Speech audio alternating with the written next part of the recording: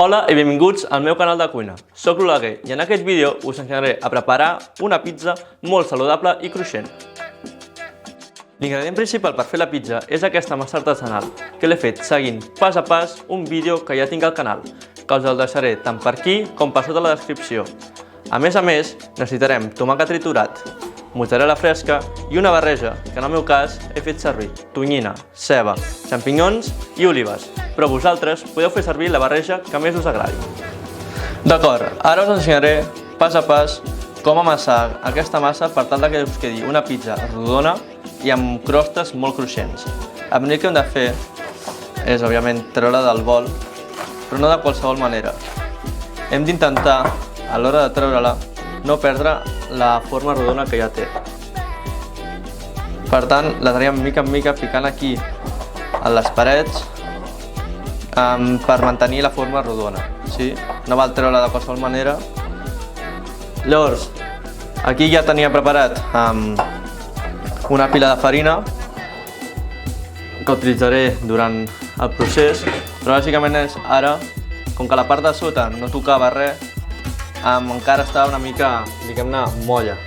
Per tant, aquesta farina al principi serveix ja per començar-la a enfarinar bé. Llavors la posem en aquesta pila i la girem.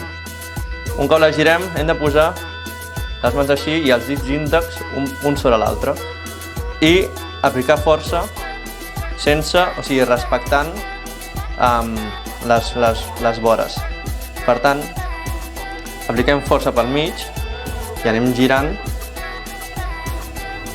respectant les vores i podem ja anar marcant amb els dits. Llavors us hauria de quedar com una part aquí, la vall més plana, i llavors les crostes. Si us agraden més crostes, doncs deixeu més espai, si no, doncs amb menys. Llavors la girem, fem el mateix per l'altra banda i la posem aquí sobre per treure l'excés de farina, perquè ara ve el moviment per fer-la més gran. Com es fa?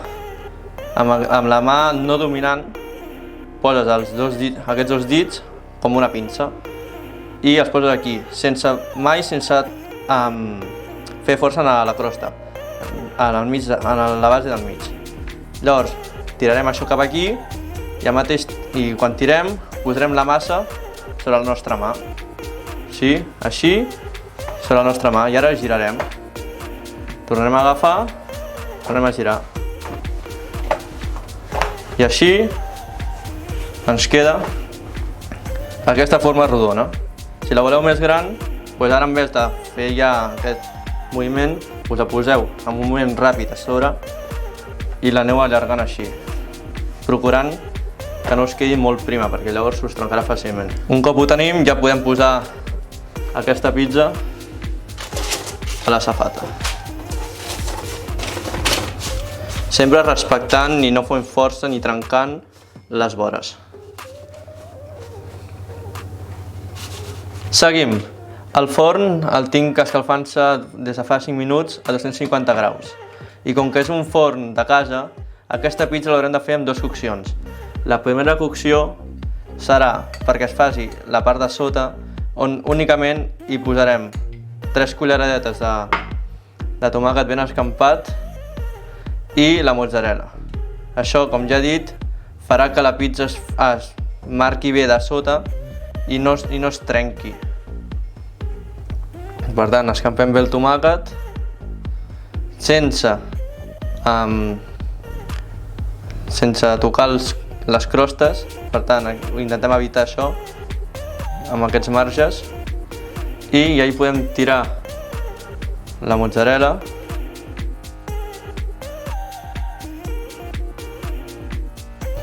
ben escampadeta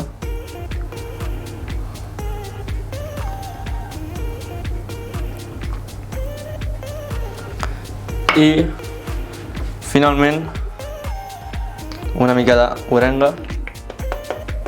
Bueno, això és alfàbrega i orenga.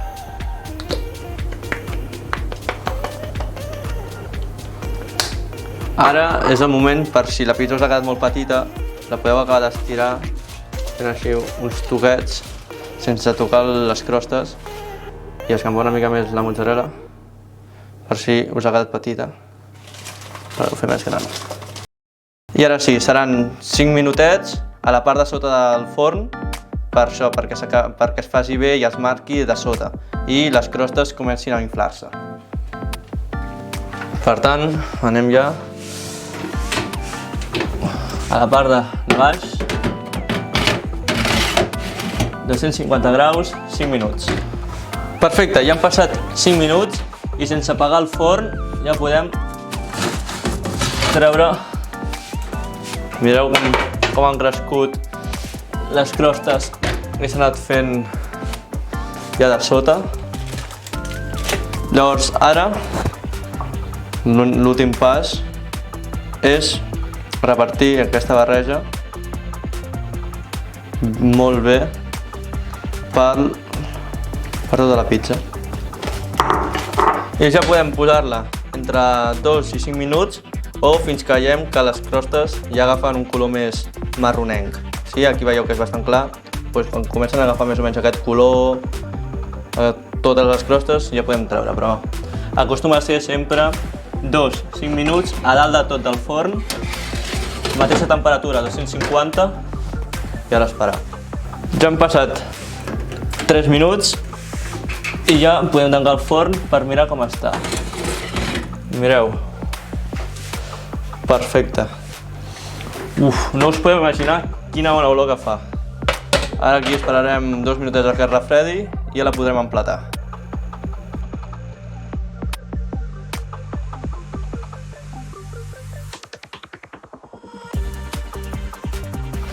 Què us sembla? Aquest és el resultat final. Si us ha agradat el vídeo, no oblideu deixar un bon like i subscriure-vos al canal. A part, em farà especial il·lusió llegir els vostres comentaris tant de dubtes com de la vostra experiència fent la pizza. Ara sí, ha arribat el moment de tastar-la.